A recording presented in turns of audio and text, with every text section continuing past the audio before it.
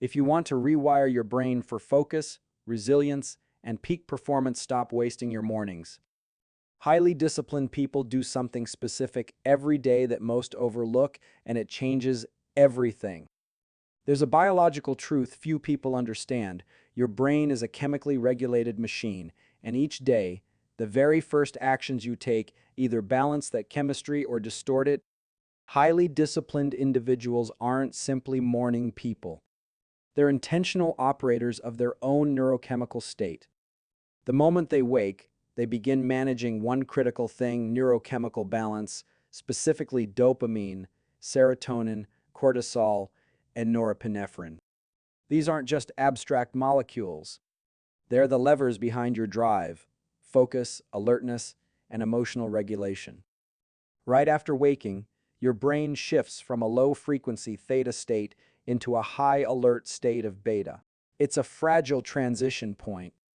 If you reach for your phone, flood your brain with notifications, emails, and rapid dopamine spikes, you're short-circuiting this shift. You're hijacking your neurochemistry with chaotic inputs before it even has a chance to stabilize. This leads to fragmented focus, low-grade anxiety, and dopamine depletion. That's why so many people feel scattered by 10 a.m., even if they technically slept well. Highly disciplined people, instead, follow a process rooted in neuroscience. They understand that within 30 to 90 minutes of waking, the brain undergoes a hormonal sequence involving a natural pulse of cortisol, a wake-up signal that boosts alertness and primes metabolism. When this pulse is synchronized with healthy environmental triggers like sunlight exposure and movement, the result is elevated focus, elevated mood, and high cognitive engagement throughout the day. But if that pulse is misaligned, if it happens in a dark room or in front of a phone, it becomes stress-inducing instead of performance-enhancing. What these individuals are doing is not complicated. They're giving their brains what they evolved to expect: sunlight to anchor the circadian clock, movement to flush out sleep inertia, and breath control to regulate autonomic balance. In doing this, they establish a state of balanced dopamine, not too high, not too low. This is critical because dopamine isn't just about pleasure, it's about motivation, goal direction, and energy regulation. When your neurochemical foundation is in balance, the rest of your day operates on a smoother track. You resist distractions more easily, stay engaged longer, and recover from stress faster. Highly disciplined people don't just wake up early. They build the brain chemistry required to stay disciplined every single morning. Discipline is often misunderstood. People assume it's a personality trait, something you either have or you don't. But that belief is not only wrong, it's biologically inaccurate. Discipline is not genetic. It's not about willpower or motivation. It's a set of behaviors that are reinforced by the environment and over time. Those behaviors reshape the brain. Highly disciplined people aren't born different. They've simply learned to design their mornings in a way that makes disciplined action inevitable. The brain is constantly changing through a process called neuroplasticity, its ability to rewire itself in response to experience. When an individual repeats a behavior in a specific context, say, waking up and immediately walking outside, doing breath work, or avoiding digital stimulation, those circuits become reinforced. Neural pathways are like trails. The more you walk them, the deeper they get. Highly disciplined people have carved deep neurological trails toward productive, focused behavior, and it all starts with environmental triggers. One of the most powerful concepts in behavioral neuroscience is cue-based behavior. Your brain doesn't randomly choose what to do. It reacts to cues, light levels, sound, posture, temperature, even smell. The most disciplined people structure their mornings to be filled with cues that push them into action. The moment they wake, the environment signals: move, focus, breathe, build. They don't wait for motivation, they rely on triggers that spark consistent behavior, which then becomes automatic. This is where most people get it wrong. They try to think their way into discipline.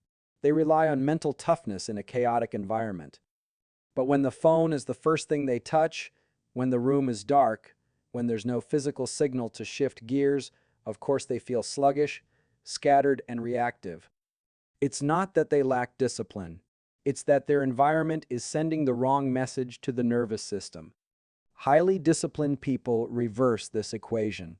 They shape the environment to make the desired action the default. Over time, this consistency changes the brain. The basal ganglia, the part responsible for habitual behavior, begins to fire with less resistance. The prefrontal cortex, which handles executive function and impulse control, becomes more efficient. They're not forcing discipline, they're training it, biologically. Every disciplined morning begins the night before by preparing the environment to cue forward motion. And each time that cue leads to action, the brain learns, this is who I am now. Not because of willpower, because of structure. Dopamine is often misunderstood as the pleasure molecule, but that's not what it is. It's the molecule of motivation and pursuit. It drives behavior toward goals, increases energy for effort, and shapes how we perceive progress. Highly disciplined people understand this deeply, not intellectually, but behaviorally. They don't wait for dopamine to hit them. They leverage it through structured habits that create momentum, not just chemically, but psychologically and neurologically. When you engage in a behavior that feels effortful but aligned with your goals, whether it's morning movement, cold exposure, deep focus, or journaling, dopamine is released. This release reinforces the behavior and makes it more likely to occur again. Over time, these small pulses of dopamine become linked to the process, not just the outcome. That's the key difference between someone who stays disciplined and someone who constantly burns out. The disciplined individual has trained their brain to feel reward not just from achieving the goal, but from showing up for the work. This is known in neuroscience as reward prediction error. When the brain predicts that a behavior will bring a positive result, and it does, dopamine is reinforced. Disciplined people create routines where the act itself becomes the reward. For example, they don't wait for the workout to feel good. They expect that the act of pushing through resistance will trigger the dopamine response. And it does, because that's how the brain works. Now, here's where it gets powerful. If you spike dopamine too early in the day by scrolling, gaming, or checking emails compulsively, you create a peak followed by a crash. That crash leads to fatigue, anxiety, and a craving for another hit. That's why undisciplined behavior often spirals. The dopamine system becomes dysregulated. But highly disciplined people protect their dopamine system by choosing deliberate, controlled spikes, ones tied to growth-based actions. They understand that motivation is not random, it's chemical, and chemicals follow behavior. The routine itself, structured, repeatable, aligned, creates a rhythm of dopamine that reinforces consistency. When you move your body in the morning, when you expose yourself to cold, when you enter a focused state of work early in the day, you're teaching your brain that effort equals reward. That's how disciplined people build momentum. Not through willpower, but through repeated actions that fine-tune their dopamine circuitry for long-term drive. One of the most powerful yet underutilized tools for building discipline, energy, and focus is something available to everyone: sunlight. Highly disciplined people prioritize morning light exposure within the first hour of waking, and it's not by accident. They understand this isn't a wellness hack or just good for mood. It's a fundamental requirement for resetting the brain's internal clock, the circadian rhythm which controls not only sleep and wakefulness, but hormone release, cognitive performance, and even emotional regulation. The circadian rhythm is governed by a region in the brain called the suprachiasmatic nucleus, SCN, located in the hypothalamus. This region relies heavily on light cues, particularly from sunlight in the early part of the day, to time its 24-hour cycle. When light hits specialized cells in the retina, called intrinsically photosensitive retinal ganglion cells, they send a powerful signal to the SCN. That signal initiates a cascade of biological responses. Cortisol rises in a healthy, rhythmic way, melatonin shuts down, and body temperature begins to increase. This is your body's natural wake-up protocol. It's precision timed, and without light, it doesn't activate correctly. Disciplined individuals take advantage of this window. They step outside even for just 5 to 10 minutes, even if it's overcast. Why? Because indoor lighting is not sufficient. Sunlight, even on a cloudy day, delivers 30 to 100 times more lux, light intensity, than indoor bulbs. That intensity is what signals to the brain the day has begun. Engage focus mode. Skip this, and your circadian system starts drifting, leading to poor sleep, lower energy, and unstable focus. But there's more. That morning light exposure also influences dopaminergic tone, helping set the brain into a motivated, alert state. It also affects serotonin, which contributes to mood stability and becomes the raw material for melatonin later in the evening. So what you do in the morning directly influences how well you sleep at night. It's a closed feedback loop, and light is the reset button. Highly disciplined people aren't just chasing productivity, they're syncing their biology with the natural environment to get it. Morning sunlight isn't optional for them, it's essential. It anchors their internal systems, clears mental fog, and sets their brain and body into alignment with the day ahead. Not doing this means running your nervous system on a misaligned clock. And if your internal systems are off, discipline becomes a fight instead of a flow. Cold exposure is one of the most powerful and immediate ways to activate your nervous system, and highly disciplined people use it with precision. It's not about toughness or pushing limits for the sake of ego. It's about creating a controlled stressor that triggers a profound physiological and neurological response. When used correctly, cold exposure primes the body for resilience, focus, and long-term mental clarity.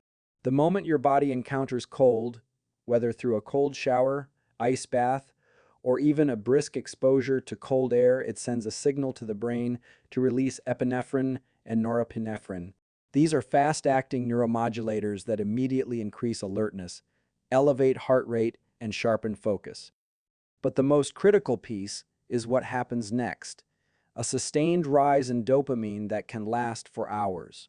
This is the same molecule that fuels drive, motivation, and the desire to pursue goals. And unlike the short dopamine spikes from scrolling or sugar, cold-induced dopamine comes with enhanced mental performance and no subsequent crash. Highly disciplined individuals use this method not just for the chemical benefits, but for what it trains into the nervous system. Stepping into the cold is a deliberate act of discomfort. Your brain registers it as a challenge, and every time you override the impulse to pull away, you're reinforcing circuits of prefrontal control, the exact region of the brain responsible for planning, emotional regulation, and long-term decision-making. Cold exposure becomes a form of neural training. You're teaching your body how to stay calm under pressure, how to breathe through stress, how to stay present when everything inside you wants to escape. Over time, this translates to everyday life when conflict arises, when stress hits, when you feel resistance to doing the work. Cold exposure builds interoceptive awareness, your brain's ability to read and regulate what's happening inside your body, which is a key factor in emotional intelligence and discipline. It doesn't take long, a few minutes a day is enough. But it's the consistency that makes it powerful. Each session builds a deeper connection between discomfort and control, between physiological arousal and mental clarity. For disciplined people, cold exposure isn't about proving anything to anyone. It's about stimulating the systems of focus, drive, and resilience on command. The body becomes the trigger, the brain becomes the student, and discipline becomes automatic. The first 90 minutes after waking up represent a unique and powerful window of opportunity, neurologically speaking. During this period, your brain transitions from the restorative processes of sleep into a high-capacity state of alertness, plasticity, and focus. Highly disciplined individuals recognize this window as sacred. They know it's not just the start of the day, it's a biological launchpad for learning, behavior change, and performance. What you do in this window doesn't just influence how your day goes, it shapes how your brain functions over time. Immediately after waking, several important neurobiological systems begin to activate. Cortisol levels peak.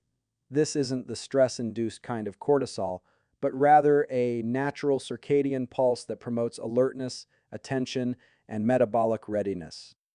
Simultaneously, your body temperature starts to rise, which improves reaction times, coordination, and cognitive clarity. And most importantly, the brain enters a state of heightened neuroplasticity, its ability to rewire and reinforce new circuits based on behavior and thought. This is why highly disciplined people don't waste this window on passive consumption. They use it for deep work, learning, or habit reinforcement. Whether it's journaling, problem solving, planning, or physical training, these activities send a clear message to the brain. This is what we prioritize. Because the brain is in a state of readiness, whatever you feed it mentally, emotionally, and physically gets amplified. From a neuroscience perspective, this window is the best time to engage the prefrontal cortex, which governs executive function, your ability to make decisions, set goals, resist impulses, and focus on long-term outcomes. When you train this part of the brain early in the day, especially in the context of meaningful tasks, you improve its efficiency for the rest of the day. It's like tuning a high-performance engine before taking it out on the road. But here's what most people miss. If you allow distraction or chaos into this 90-minute window, like checking social media, scrolling news feeds, or jumping straight into reactive tasks, you train the brain to be fragmented. The circuits of discipline weaken. Focus becomes harder to access. Energy gets depleted faster. Disciplined people protect this window with precision. They control their inputs, structure their behavior, and align their actions with their long-term values. Because what happens in this first 90 minutes isn't just about productivity, it's about laying the neurological foundation for discipline itself. And over time, that becomes identity. If this resonated with you, don't just listen, act.